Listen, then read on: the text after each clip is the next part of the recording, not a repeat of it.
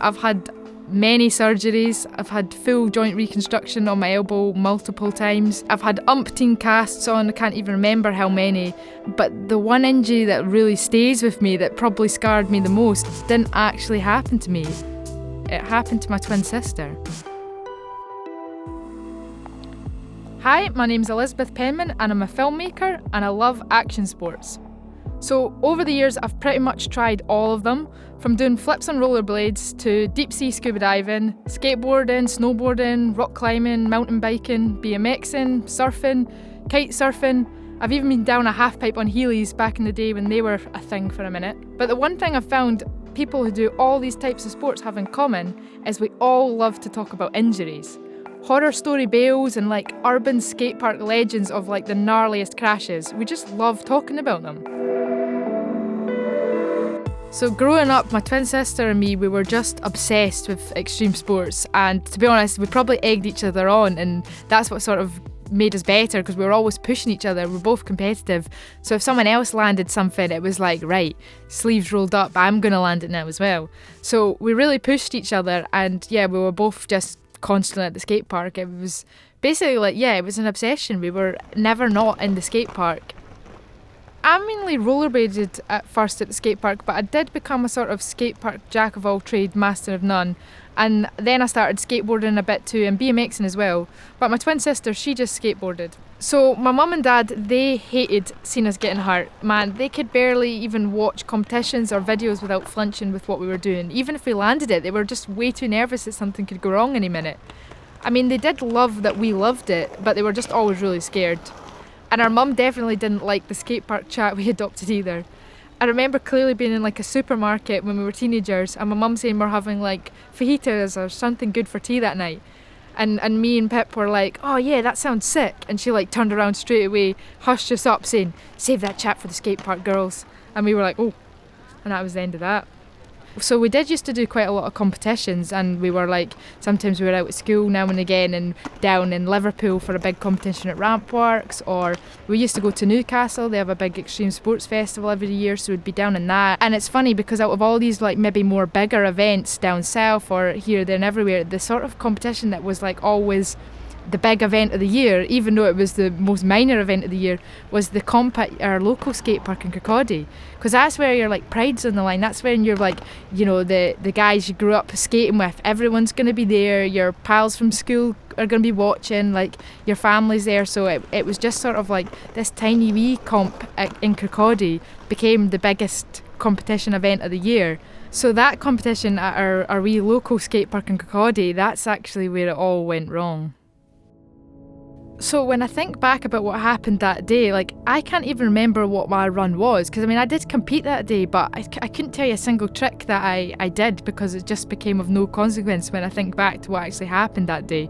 So really it's just a story about my sister's run and what she had planned. So she sort of told me in confidence that she wanted to jump the jump box backwards. So by that it was like from the flat bank, then over the gap, the concrete gap, and then into the quarter pipe. So it's a lot harder than the usual way because, you know, you have to land in a transition. So that's what she told me, and I was like a wee bit nervous, but to be honest, I honestly thought she's got in the bag. And then when it came to the competition run, I do remember seeing her at the top of the ante, which is the sort of biggest quarter pipe in the skate park, and then she bombed in, came off the flat bank, cleared the gap, and then clipped the front of her trucks massively on the quarter pipe in the way in, and literally just like bounced like a ragdoll right to the flat of the jump box, smacked her head straight away off the concrete.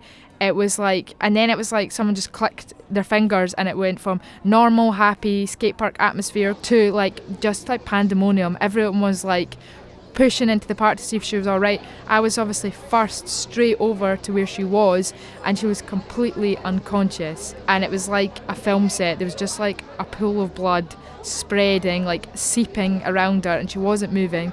And I just sort of looked down at her, and she was wearing my favourite hoodie. I remember it was just a purple hoodie, and I don't remember why I so clearly know what this item of clothes was. She was wearing my hoodie. We had the same helmets at this point, so she was dressed identically to what I would wear, and it was genuinely like looking down at a perfect representation of what you yourself would look like if you were unconscious in a pool of blood. So I was staring at my mirror image as if I had just had this injury, and I was just absolutely terrified. All I wanted was for it to be me that had the injury, because I was just in complete shock, and everyone else was like shouting and rushing to her aid, but I was just like kind of like, yeah, just like in a film, completely in shock, couldn't move, couldn't speak. Multiple ambulances would have been called at this point, so all that was sort of being taken care of, and I was just sort of like, I guess, I don't even remember if I was like trying to shake her awake or anything like that. It's honestly like quite a blur to me. And then very quickly she was sort of put into the back of an ambulance, and then me and my dad got in the ambulance as well. To be honest, I just kept thinking she's got to be okay, because in my head there's like no other option. Of course she's going to be completely fine. She was wearing a helmet, but she was covered in so much blood. And then when we got to the hospital, just sort of rushed through seeing a doctor straight away, and she did like wake up, and it was just, yeah, it was, no words to describe. When she sort of came around, I was just like the biggest relief you could ever have. I was just like, phew. Like eventually when Pip came round, she wasn't really speaking much sense, but the doctors were like, look, because that set me off, and I got like really panicked, thinking she had like a long-term injury. I don't know what's going to happen here. But they were like, no, she's just concussed. She's just a bit confused. And the doctor said, like, you're really lucky. This is quite the knock, but you know, it's going to be sort of superficial. She's going to have a bit of a scar on her head and stitches, but she's going to be fine. And so the thing about that whole injury and that whole incident was, it was actually me that was more scarred than her. I was completely emotionally scarred by it, and to be honest, I just totally lost my confidence at the skate park and was a lot more timid and cautious, which then led me on to like my current career as a filmmaker, because I started going along to the skate park and I was a lot more shy with tricks and things, and I bought myself a little camcorder of Argos, and I became a filmmaker and I started shooting at the skate park a lot more, which was a lot less risky for me. But it didn't affect Pip at all. Like, it didn't put her off in the slightest. In fact, she still skates pretty much every day. She's actually on the other side of the world at the minute, still shredding and doing what she loves. Hey Pip, how's NYC? Hey, how's it going? Yeah, New York's good today, thanks.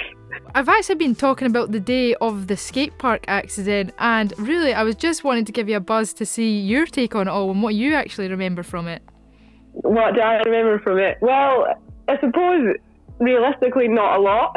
I always think about that story, I have to tell it retrospectively, but I even struggle to do that because I don't really remember much from the day, just more like beginning with waking up in hospital. So if we sort of work back from that, it's competition day and I'd been practicing something I really wanted to do that I'd been scared to do for months, and I just got it down in practice. And then my first solid memory of the whole day was just waking up in hospital.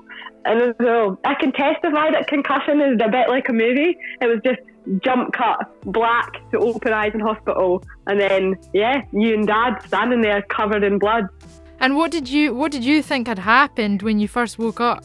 I just panicked and wasn't sure about anything, and I saw you and Dad covered in blood and I was in hospital, so I assumed it was a car crash straight away, and I think I immediately started gabbling about a car crash and hoping we were all right. And then the doctors were amazing, as they always are, and just assured me that I've just come from the skate park, the competition. And then as soon as people started talking, the first half of the day started to make sense again.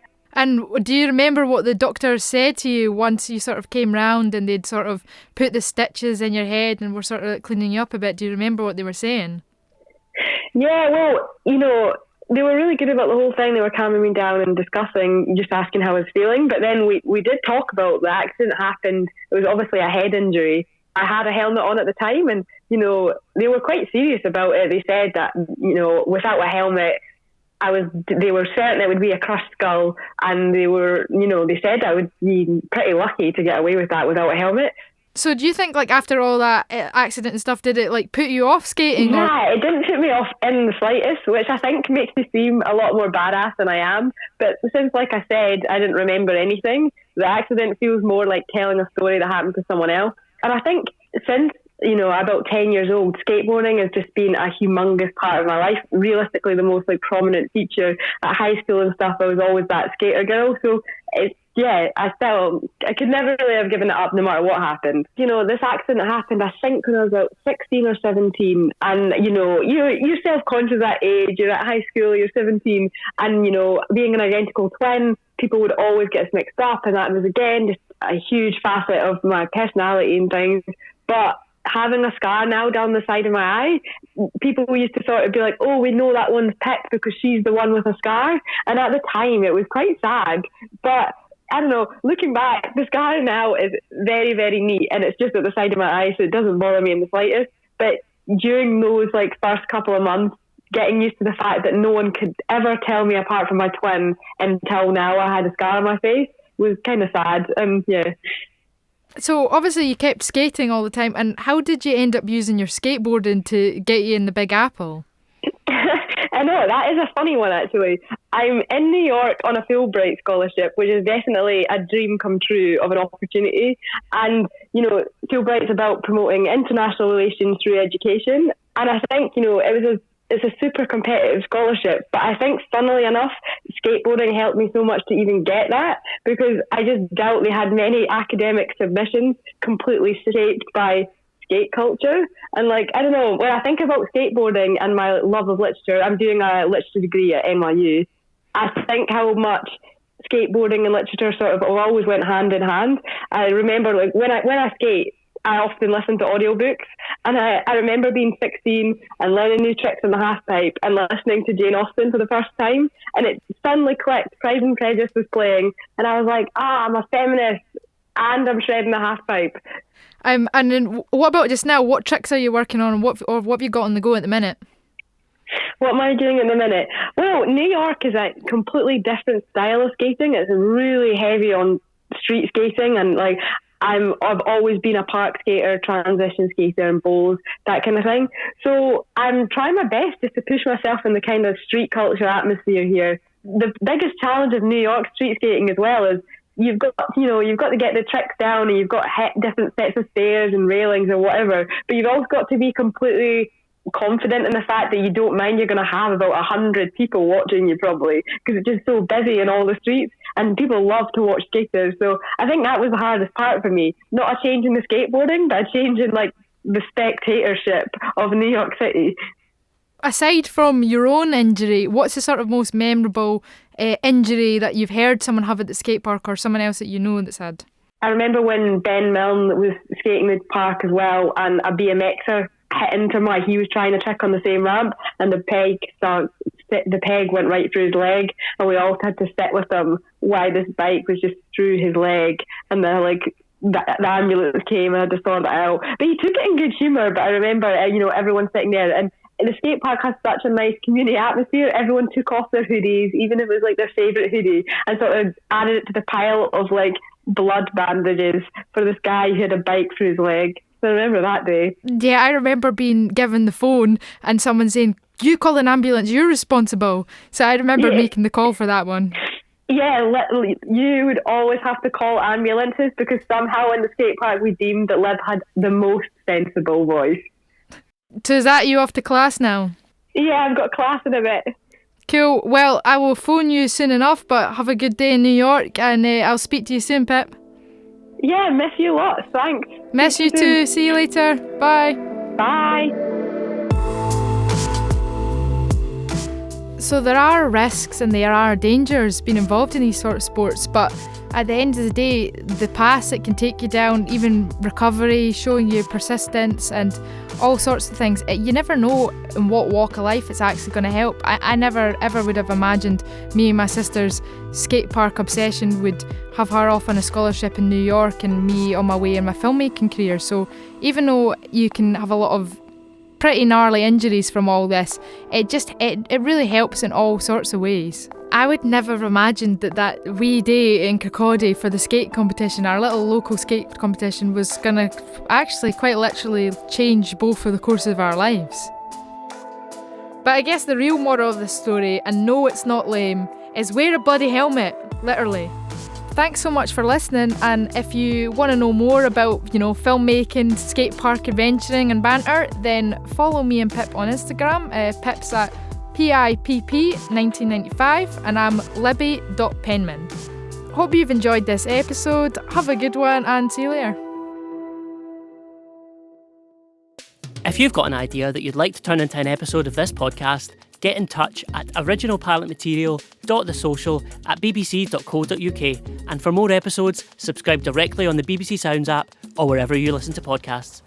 Original Pilot Material is made by Paul Carlin, Ali McRae, Ross Semple, Kirsty Drain, Paul McFadgen and Anthony Brown. This episode was presented by Libby Penman. Next week you hear from a woman who has had enough of her arthritis holding her back in sport. Sport was always something that I really was passionate about and wanted to get involved in, and I just never could. Catch you next time.